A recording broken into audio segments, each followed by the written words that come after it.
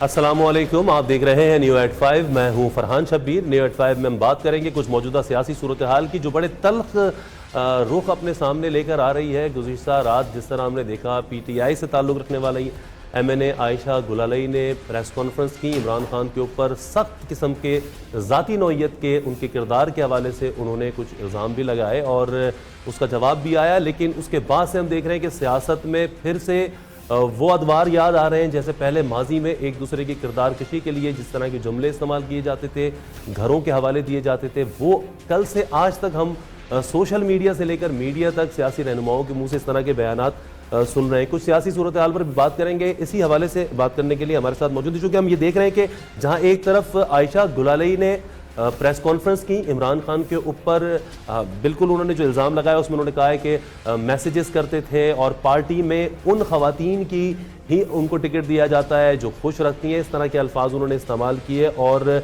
जवाब भी आया। PTI की ख़वातीन अरकान असम्बली से लेकर PTI की जो ख़वातीन रहनुमा है उनकी जानिब से सख्त इसके ऊपर रद्द-ए-अमल आया कि ये PTI की ख़वातीन की तज़लील है।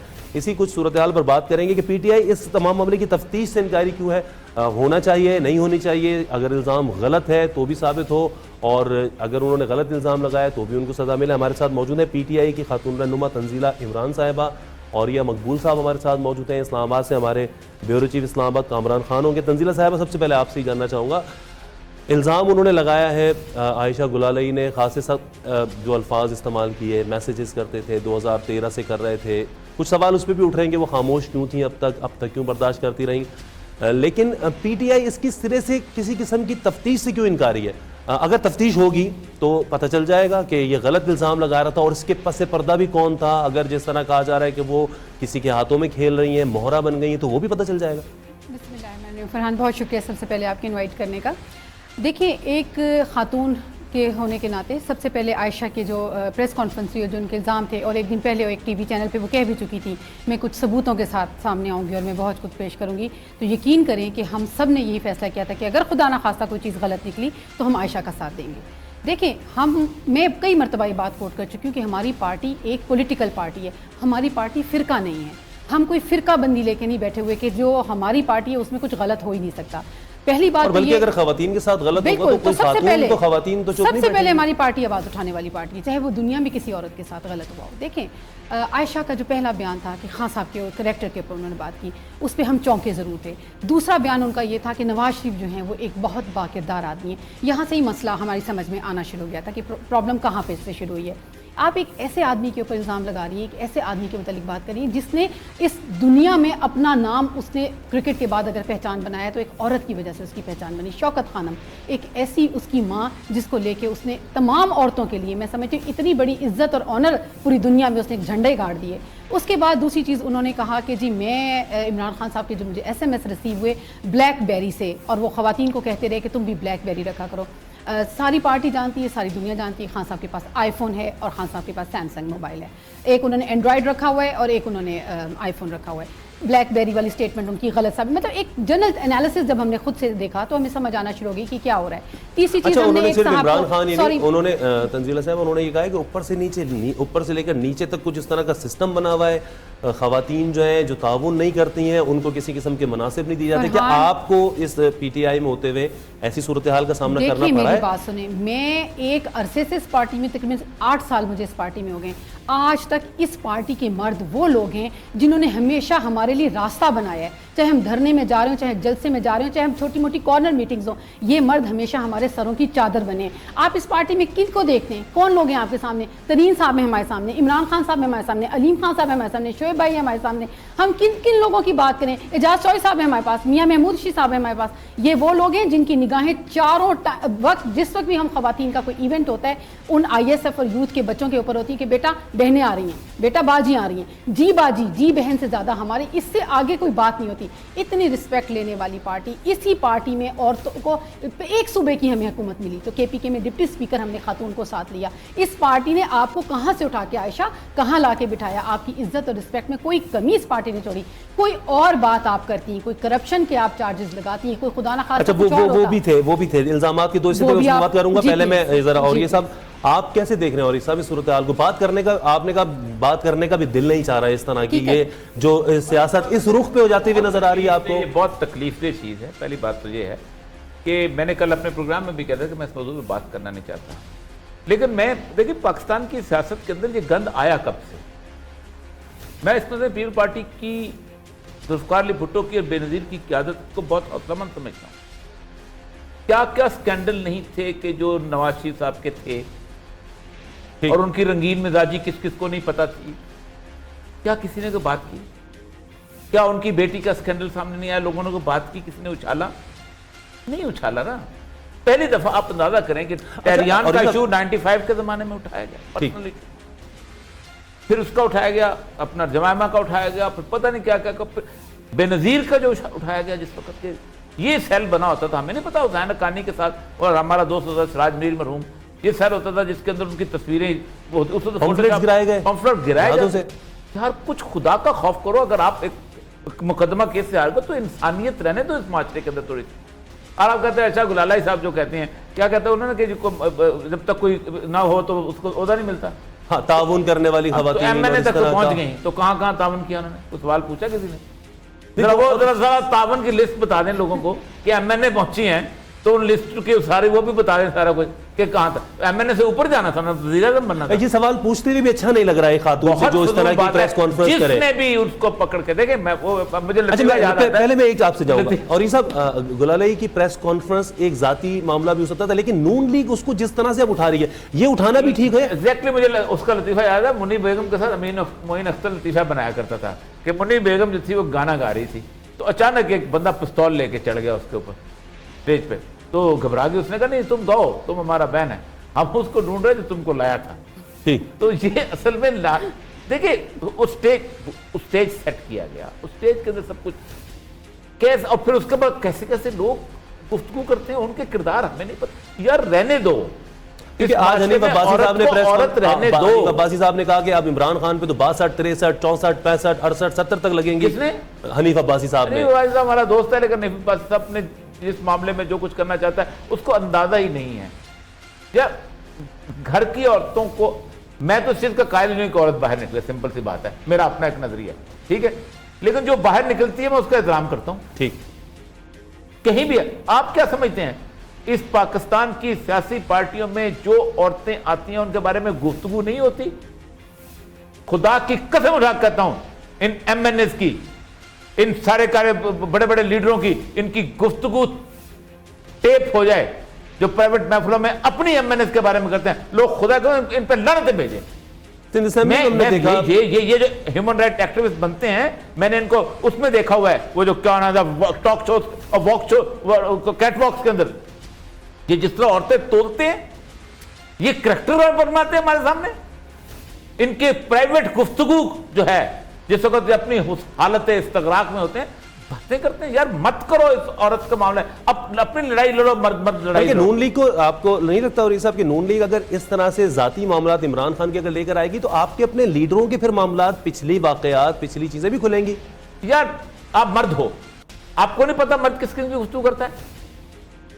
आपको नहीं पता कि आप मीडिया के अंदर गुफ्तगू मर्दों की, मैं कहता हूं टेप करके सुना दें, आप पॉलिटिशियंस की सुना दें, ठीक, कोई इज्जत नहीं होती किसी की। आप ये बताएं कि आखिर क्या वजह क्या हो सकती, क्यों ऐसा हुआ कि आयशा गुलालाई ने ये भी कहा कि खवातीन को, जिस तरह नाज बलोच ने कल इस बात की तो तरदीद की कि इमरान खान साहब किसी किस्म के इस तरह के मामलात हमने नहीं देखे, लेकिन हाँ खवातीन को चूंकि शामिल नहीं किया जा रहा, फैसला साजी में नहीं रखा जा रहा, क्या यही वजूहत थी कि आयशा गुलालाई इस तरह पीछे हटी, या वाकई जिस तरह ये तस्वुर आ रहा है कि वो किसी के हाथों खेल रही हैं? आरिफ निज़ामी साहब बड़े सीनियर जर्नलिस्ट हैं, उन्होंने कहा कि 50 करोड़ रुपए उनको मिले।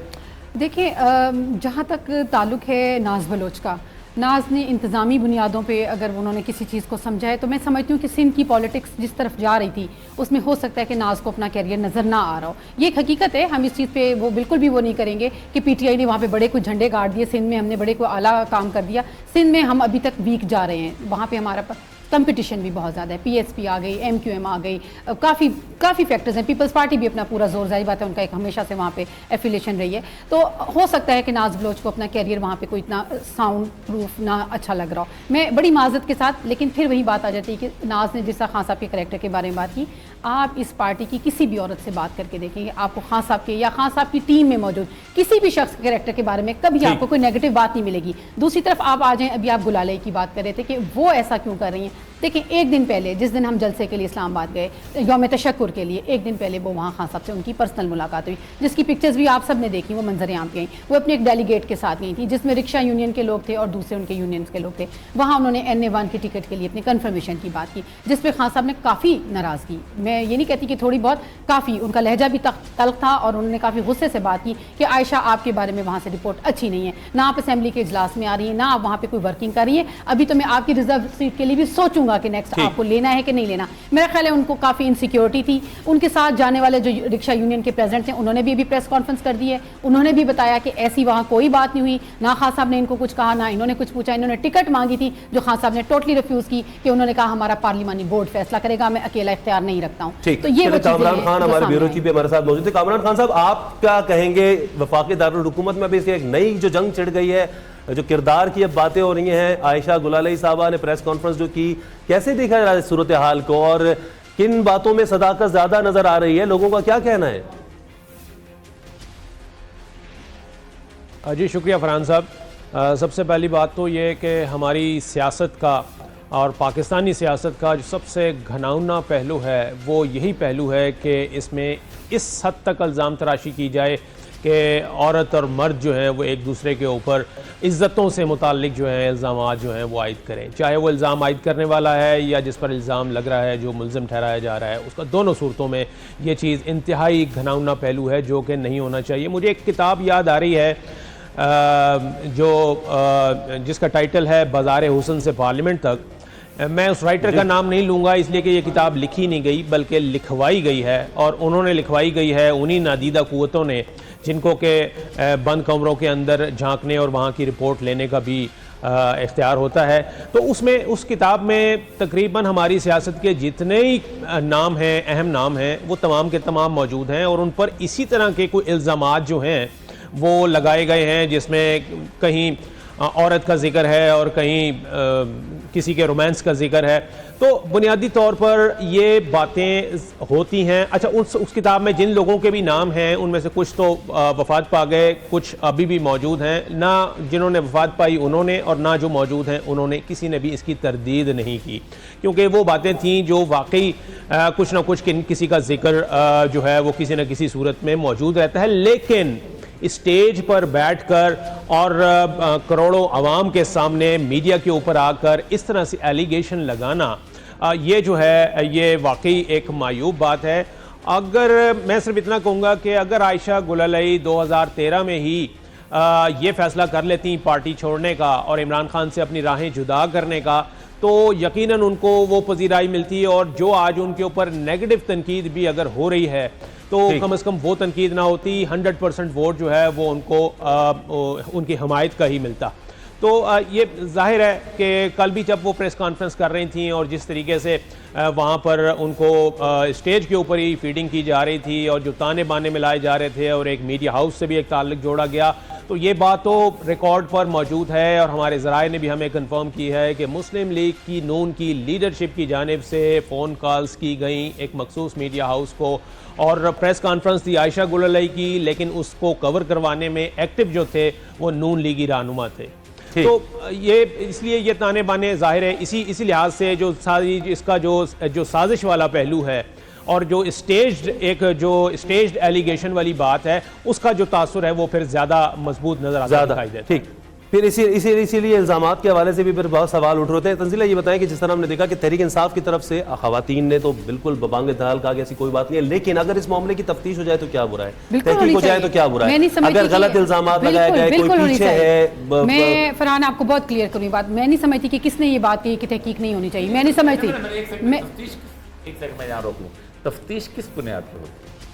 बॉडी इस तरह तो पाकिस्तान की हर औरत SHO के पास जाएगी और कहेगी फलां आदमी ने मुझे ये कहा, तफ्तीश के लिए बॉडी ऑफ एविडेंस आपके पास आना चाहिए। ठीक, आप लेकिन ये गौरी बड़ा साहब, एक आसान है। सियासी क़यादत पे इस तरह का किसी का इल्जाम लगाना जिसके नहीं, ऊपर इस वक्त मौजूदा ये हालात पहले- के अंदर ये चीज बड़ी अहमियत रखती बहुत हो, गलत- इमरान खान की डिफेमेशन ये की तरफ भी बहुत बात जा गलत- रही हो। ये बहुत गलत है। कल को किसी की बीवी उठ के बाजार में जाकर खड़ी हो जाती है, कल को किसी बहन उठ के बाजार में जाकर खड़ी हो जाती है, बॉडी ऑफ एविडेंस तो दो भाई, उसमें चीखना शुरू हो गए हर बंदे। नहीं तो फिर उसको फिर हम क्या कहें, हम आशा गुलालाई को आयशा अगर गुलालाई कोई को ही मसला- गलत समझे भी इस वक्त नहीं कि Body इस तरह evidence हम है। बायस्ड नहीं हो मैं जाएंगे। तहकीक में सबसे ज्यादा आगे करने को तैयार हूं अगर आयशा गुलाली एविडेंस देती है। ठीक, और पहली बात है कि बेसिकली एक मुसलमान आदमी हो, मुसलमान आदमी जो है वो इल्जाम के ऊपर, बोहतान के ऊपर, अल्लाह तबारक व तआला कुरान इंतहाई जो है, जैसे कहते हैं बोहतान तलाश करने वाले को जिस तरह की कुरान सदा तजवीज़ करता है आप सोच ही नहीं सकते। ठीक, एविडेंस में 4 गवाह सबसे पहली बात होती है। ठीक, नहीं है 4 गवाह के पास, उसके बावजूद अगर आप बोहतान का है तो फिर उसके बाद आपको सबूत देना पड़ता है, वरना कुरान कसम के ऊपर आता है। ठीक, सिंपल सी बात है। लेकिन मसला सारा ये है कि ये तो कोई मसला नहीं, उसका देख लो, उसको देख लो, उसको देख लो। इसीलिए तो पूरी लेकिन अगर ये साजिश भी है तो फिर ये बेनकाब नहीं होनी चाहिए कि पीछे कौन है जो इस तरह के मामला लेकिन चला क्या रहा होता है। है, क्या खुद साजिश खुलता क्या? जाए। ये कोई एसएचओ का, ये कोई पुलिस का मसला है, ये कोई देखो ना, अगर वाकई उस तो है तो तफ्तीश होनी जाए, कोर्ट अपना सिंपल एसएचओ के पास जाए, हरासमेंट का बजाय मुकदमा दर्ज प्रेस करे। कॉन्फ्रेंस के मुकदमा दर्ज हरासमेंट का करवाती तो मुकदमा ज्यादा दर्ज बेहतर करे। था। ठीक, 2.5 से 3 घंटे में ये आपने कौन सी देखा बात कि है? सब ओपन हो गया था, तमाशा क्यों हर बनाती चीज हो? को खुल के सामने आ गई थी। चलें आगे इस बढ़ते तरह हैं। दो मतलब दुनिया पूरी में कहा जाता है कि हुकर्स नहीं करती दुनिया के अंदर, वो सीधी जाके पुलिस में दर्ज करते, जाओ रिपोर्ट दर्ज करो भाई, पुलिस के थाने में जाओ, इमरान खान का मुकदमा दर्ज करो। ठीक, बहुत शुक्रिया तंजीला साहब, आपका बहुत शुक्रिया। एक ब्रेक लेंगे, ब्रेक के बाद कुछ जो अब मामला चल रहे हैं, सियासी सूरत हाल है, और ये साहब हमारे साथ ही होंगे। काबीना की आज हल्फ बर्दारी भी होना थी लेकिन वो भी ताखिर का शिकार हुई है और अभी कहा जा रहा है कि शायद आज ना हो, बाद में होगी। इसी हवाले से बात करेंगे कुछ इस ब्रेक के बाद।